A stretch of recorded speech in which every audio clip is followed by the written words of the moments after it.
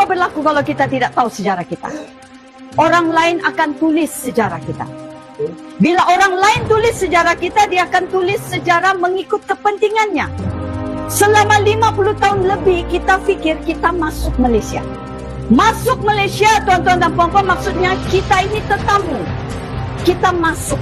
Kita kena mengangguk pada peraturan-peraturan dan ketetapan yang ditentukan oleh Malaya kepada kita.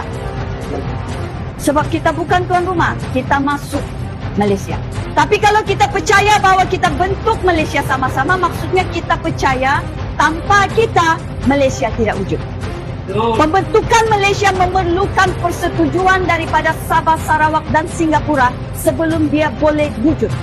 Kita tidak tahu sejarah kita, kita dikatakan Sabah ini negeri ke-12, Sarawak negeri ke-13, disusun kita mengikut abjad. Tapi kalau kita tahu sejarah kita akan cakap kita ialah wilayah sama rata. Kita rakan kongsi di dalam persekutuan ini.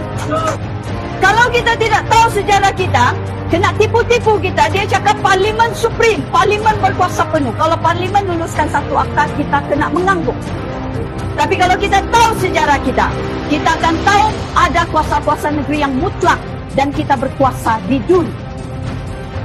Kalau kita tidak tahu sejarah kita dihidangkan dengan 20 perkara. Berpuluh tahun si Jeffrey perjuangkan 20 perkara. Masuk penjara, keluar 1 sen pun dia tidak dapat apa-apa. Tapi kalau kita tahu sejarah kita tahu bahawa dengan hanya 26 bulan, Warisan berjaya menuntut haknya di bawah perjanjian Malaysia.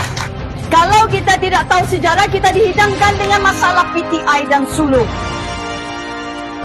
Setiap 5 tahun kita diserang langit. Setiap 5 tahun kita dihidangkan masalah PTI. Kita makan itu masalah, bercakap sesama sendiri, tuduh menuduh sesama sendiri, jatuh menjatuh sesama sendiri. Tanpa kita sedar, PTI dan Sulu itu ialah isu keselamatan. Dan di bawah perlembagaan Malaysia, isu keselamatan ialah bidang kuasa persekutuan. Tidak ada kena-mengena dengan kita. Kalau Lanun masuk ke Sabah, siapa yang salah? Persekutuan. Kalau PTI masuk ke Sabah, siapa yang salah? Persekutuan. Bukan urusan kita. Apa bidang kuasa kita? Tanah. Itu ialah kuasa mutlak kita. Sepatutnya kita sebagai orang Sabah harus fokus pada minyak dan gas kita. Kalau kita tidak ada sejarah, apa yang mereka katakan? Kita ini sudah merdeka kononnya. Tapi kalau kita tahu sejarah kita akan tahu bahawa kita boleh merdeka.